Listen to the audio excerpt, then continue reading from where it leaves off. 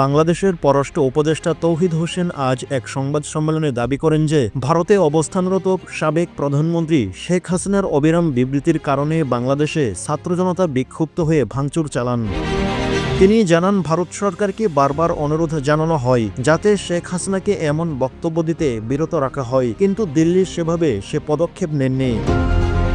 তৌহিদ হোসেন বলেন, ভারতকে বারবার অনুরোধ করা হয়, তবে দিল্লি কিভাবে তা প্রতিক্রিয়া দেখাচ্ছে, পর্যবেক্ষণ করছে।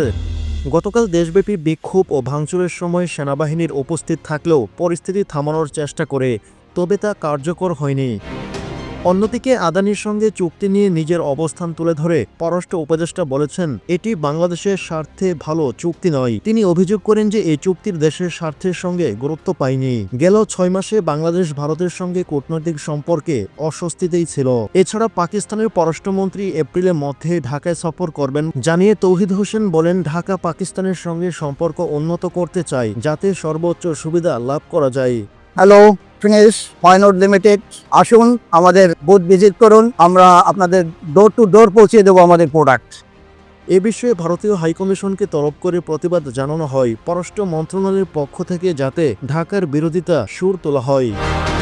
শেষ পর্যন্ত বাংলাদেশের পররাষ্ট্র উপদেষ্টা দাবি করেন যে শেখ হাসিনার বক্তব্যের পরিপ্রেক্ষিতে পরিস্থিতি উত্তপ্ত হওয়ায় বাংলাদেশ ভারত সরকারের কাছে প্রতিক্রিয়া চান।